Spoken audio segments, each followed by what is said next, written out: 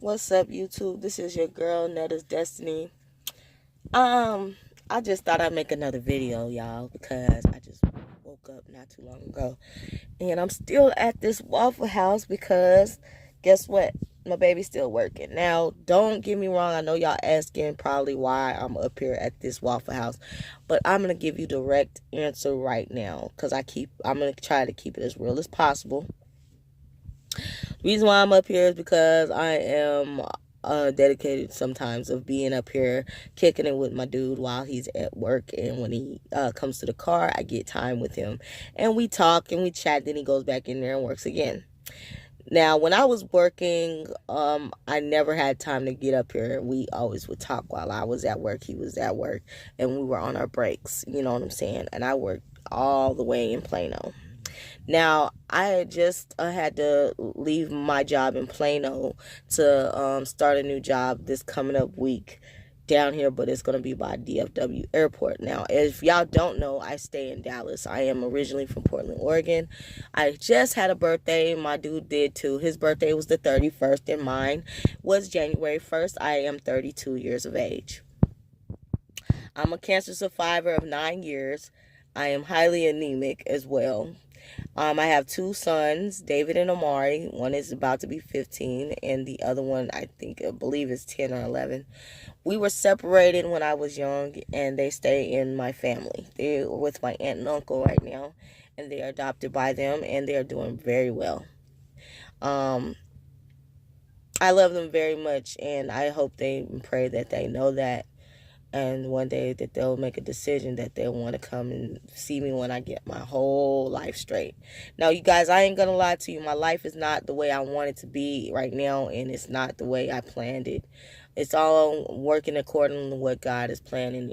Eventually, and no matter what, my purpose is going to be met, regardless if it under with my will or his will is better than mine. So whatever he decides to do, as far as getting me to cooperate with the purpose that he has for me, that's what he's going to do. Just that's going in by saying that um, he he gave me some challenges in my life, you know what I'm saying? And this is what I want this to be my testimony. No, I don't have no crazy introduction, you guys, for this video. I know this is a little unprofessional, whatever, a lot unprofessional, whatever, but I'm just starting. I'm just beginning this YouTube thing, and I'm praying that hopefully that I get enough subscribers to actually understand where I'm coming from. And if you have criticism about it, fine. I mean, this is my own opinion. This is my own testimony. And the reason why I'm sharing it is because I was supposed to be sharing this a long time ago. And it's not going to be long. It's going to be pretty short. I'm going to try to cut it up in pieces with the testimony. But anyway, I'm originally from Portland, Oregon, born and raised. Now, my mom and my brothers are all I had when I was growing up. You know what I'm saying? Besides my big family on my mom's side. Now, I didn't know anything about my dad at all at the time, but he did grow up with my mother. And they weren't in a relationship. They just had me basically out of wedlock. You dig? My brothers or whatever, they're my siblings. We all have different dads. But we have the same mother. And I have two sisters on my dad's side that I found out about like when I was in my early 20s. So I was a hard head growing up. I was young, hard head, really didn't listen too much, and I only time I listened it was when it was time to be responsible, like cleaning up the house, chores. I was always getting blamed because I was the oldest. So, I was basically trying to get that attention I was lacking within every other area, you know what I'm saying? And in school, I was really just getting talked about, so I would run away from school. I would skip school. When I was there at school, I would pay attention. I would have a good time at school when I was there. But when things started getting rough and gossip started happening, because of me doing embarrassing things to myself, like stuffing my bra or wearing 3 pairs of pants, trying to be thick like the other girls. Oh, yeah, I got clowned real bad, y'all. Real bad. But then after that, I grew up a little bit more and realized that I started becoming a woman once I Um, not went ahead, lost my virginity like on my birthday, on my 14th birthday. You know what I'm saying? Then after I lost my virginity, to my brother's best friend, of course, I had a crush on him so bad, but he was just a year younger than me or whatever. And we weren't even supposed to be thinking about stuff like that. But one, they were at my house, him and his brother, and my brothers played with them a lot. So they spent the night, and my mom's boyfriend knew about it because my mom's boyfriend was basically particularly really fond of me, like to the point where he would hide secrets from my mom about me and everything. And I know you guys are going to say, damn, that sounds crazy. I mean, that sounds strange. But really, it was strange because it really violated me to the point where I felt like, it bothered me to know that this grown-ass man was actually molesting me when I was younger, you know what I'm saying? And I just did not know or had realized what he was doing. You dig? Like, he would take me to sorority house with grown-ass women drinking wine coolers, smoking weed, you know what I'm saying? And, it was just so much he was doing at the time. He had his own daughter, but his daughter stayed with the mother, and so they really weren't like in my area, like they weren't around me a lot or whatever. So it was just crazy, like how things turned out once I got older. You know what I'm saying? So I did a lot of traveling young. I went to Seattle because I called myself hustling. I hung around gangs, that, I felt like I had a family, like, okay, I can go to them for anything, they gonna hook me up if I want something to drink. And I got introduced to drinking by my mom's boyfriend. I mean, my mom, she had her side, but she was not only working at the bank, she was also a side hustler herself, not selling no drugs or nothing like that. But she was an exotic dancer, and she did her due, she made her meet, and she was very particular about what she wanted, what kind of lifestyle she wanted for us. But she, in our family, y'all, alcohol is a problem in our family. It could be subsided, but it was a big problem in our family, So we had to be aware of that. But during that time, my mom had picked up drinking because she was going through some abuse that really was disrespectful to me, because it was the same person that was touching on me was trying to beat on her, and she would fight back. You know what I'm saying? My mom wasn't no punk at all. I'll tell y'all that now. My mom was not a punk. She was dragging bitches out the club, you know what I'm saying? My mom was no joke, and going to work the next morning with a face swole, going to the bank, with a suit on, like nothing happened, like she's the perfect individual for that, you know what I'm saying? Like, she always made sure that we had what we wanted, you know what I'm saying, and got what we needed. My mom was the provider. And she still is to this day. She always gives us advice, you know what I'm saying? If we need something, we can come to her when she has it, you know what I'm saying? But I want her to do better in her life now, because the reason why I say that is because I see the stuff that happened in the past trying to happen now. And I pray to her that, I pray to God that her situation gets better too, just as well as mine. So we talk on a constant basis, because I know that she deserves better, and I do too. You dig? Like, for real. And we shouldn't be treated just any old type of way, because we are the type of people, our family is the type that put ourselves last and put everyone first before us. So knowing this, us doing that, we get hurt a lot. You know what I'm saying? And I don't know if there's any families out there like that. And if you guys have families like that, man, just, leave a comment, let me know, like, what do you guys do in a time where you know that you guys are always being hurt by people because you always put them first before yourself, and you end up getting hurt because the kind of heart you have, So during the time of me growing up, I went through a lot of craziness of running away from home, trying to get attention. I was trying to commit suicide in my life when I was younger. I had a lot of problems because of attention span. I was being hurt. I was being touched on. I didn't know how to break it to my mom. My brothers was all laughing at me because of my situations at school. I didn't have, it was so much stuff, even though my brothers, we had each other's backs when it came to anybody else messing with us. us. But when my brothers came to tease, they came to tease, and they would tease hard.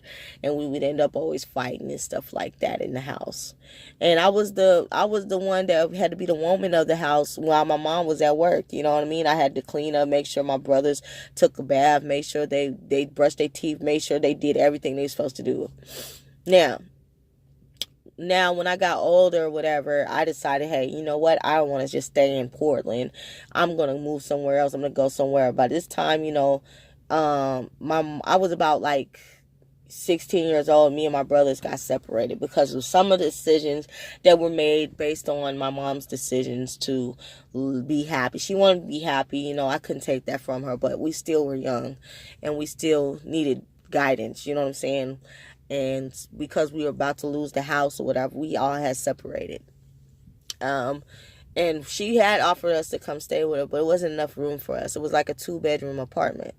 And it was for her dude, and the dude that she was with, it was actually somebody that was committing adultery. And he just really knew that he was doing the wrong things, but he just continuously kept seeing my mom disrespecting her. And I just got tired of it, you know what I'm saying? And it was nothing for me to, you know, see him go to jail a couple times, you know what I'm talking about? Because he disrespected my mom, coming there, dropping her off all drunk and everything. I hated that. I really did, man. That's something that bothered me for so long, you know. And, you know, I knew my mom was better than this. I mean, she was the student body president of her college. She got to meet a Maya Angelou. Our family has been very accomplished, you know. And for somebody like that to come in and disrespect her like that, and I mean, I didn't know why she dealt with him at the time. It really just bothered me a lot, you know. But there was nothing I could say because I had to stay in a young woman's place, because a young lady's place, because I wasn't old enough to tell her, Mama, you need to stop messing with this dude. But we always try to protect my mom, like always, man. It wasn't nothing we couldn't do, you know. But yeah, anyway, other than that, you know, me growing up seeing that, I wanted to be the strong young woman and go ahead and be independent and try to get this money to help our situation. So I was starting hustling. I thought that was the way to go.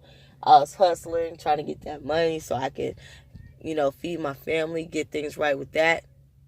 Things changed, you know what I'm saying? Things didn't work out that way. I did start getting money, but that's when I got in my, from 18, I still was dancing, and then I left from dancing. This was way after I had my kids, because I had my kids, September of 05, and then the other one about, May 7th of 07. So those were like years later when I had my children, and I have 2 boys, and they stay with my aunt and uncle, you know, and they are doing very well.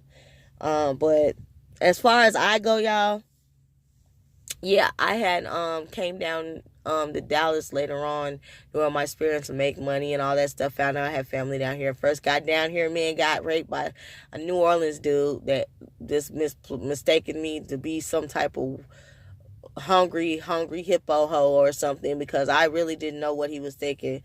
He had a gun to my head, you know what I mean? I wasn't throwing no attitude. I was just on the phone. He was trying to holler at me. He said I was acting stuck up, and so he anally raped me, you know, out here in the field, you know. I just felt like, man, that those positions I had encountered, it was just terrible, because after that I realized that the next dude I meet, I don't even want to talk to nobody for a while. So I didn't talk to nobody. I ran into some people, you know, and I had gotten some bad situations with them too, very disrespectful to me, and I just left alone. Then I met a guy that I was with for 3 years, and come to find out I ended up diagnosed with cancer after taking him to my hometown. Coming back, I was 6 months pregnant. Did like when I was about to be in my 7th trimester, man, I ended up with cancer. I had leukemia, non-Hodgkin's lymphoma, and how I found out was I went to go see an OBGYN. I didn't have any medical insurance before that, those whole 6 months when I came back from Portland, and we came back from Portland and stuff. So I had to go see a doctor. I went to go see a doctor after I got my medical and insurance, and they were saying I had a cough that wouldn't go away. I told them how it wouldn't go away. I thought it was a cold. Thought it had something to do with the baby, and I was finding out that the baby was fine. It was just me. I needed to go see a real doctor at the hospital. So when I got to the hospital, like I had do a pee test, said I had too much pee in my urine, protein in my urine, and that I had a tumor in my chest, and then they told me that I had to terminate pregnancy because the baby wouldn't be able to survive. It was all shocking news because like 5 doctors came in there and told me this. So I was 6 months pregnant at the time, so that was very like hard for me to go through that and like see the outcome of it. Like it was just like something I never imagined myself going through. But now that I realize that everything is a testimony, you know what I'm saying? Everything that we do can be a testimony, but it's not something that you're asking for. It just happens because God allows it to happen to make your testimony stronger, to make you stronger as a person, an individual. Right after cancer, I also had another baby, which was a daughter of mine, but the amniotic sac started leaking, so I lost her too. And it really, so I lost 2 children, and I have 2 children still living. So, I've always, I've developed talent when I was young. I would sing, I would write poetry, raps, music. I would write all the time, like, you know, plays. I like to write plays, and I love to read books. I love to read books. That was always the type of person I have been. I wasn't really too fond of math like that. I don't know why. I just really wasn't. I was more of a reader, you know what I mean? Learning about history and stuff like that is my thing.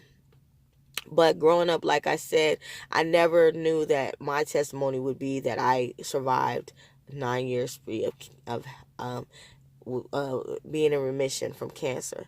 And going through cancer at the time, it was something different. I never imagined myself going through. I didn't know it was going to happen to me. My mom, she couldn't believe it at the time. She was really just, what? She was calling up to the hospital every 5 minutes trying to figure out what's happening, what was going on. I was like, Mama, why you keep calling up here every 5 minutes? My daughter they lying. They gotta be lying. And all this old stuff. Hey, man, you better watch that. This dude trying to park his car, truck, he better watch that. That little tiny space. Anyway, so I just feel like all that, that I went through, man, it was just for a purpose, man. Even though it sounds so harsh, y'all, I feel like for me, that is destiny. Some people if y'all want to call me Netta, that's fine too. I find that, things happen for a reason. Now, since then, I've had like 3 jobs. Like before, when I was going through all that, man, I didn't have no job, man. I was living off of disability, bro. Like, it was bad. You know what I'm saying? I was going through so much. Like, I was going through chemotherapy and stuff. And my husband at the time that I was married, he was cheating on me. Like, it was just so bad. Like, but God prayed over me. God knew me. God always has known me. And he was with me every step of the way. And he still is today. And that's what I'm thankful for. No matter how people look at me, no matter how people want to look at me because they don't understand me, when they see me, I get automatic stares every time I walk in a room. Like, people stare, they'll look at me and like, who is this? They always will do that, and I'm wondering why they do that. You know what I mean? Like, I don't know if I'm not saying I'm special or anything. Like, when you have a light inside you, when you have a testimony inside you, because it'll show. It's something that you can't hide. It's going to show. So that's my testimony, you guys, and I just hope that you guys help me realize, that there is support still out there for cancer survivors and people that is women that are surviving, period. Black women, white women, Asian, Mexican, I don't care what color you are. Just know that, my story means a lot to me, and I'm just praying, hopefully, you guys will understand it. And I am down for the opinion, so if you want to leave an opinion, go ahead, man, or comment. I am so down for it. Like, this is my testimony. Yeah, and I will be doing stuff during the day too. I'm so sorry it's dark in here in the car. I didn't have time to really just give you light like I wanted to, you guys. But I'm gonna try to do the best I can next time. I know I don't have a professional camera like everybody else or whatever, but I'm just starting off, and hopefully this get somewhere. All right, you guys have a blessed one. It's your girl Netta's Destiny, and Happy New Year.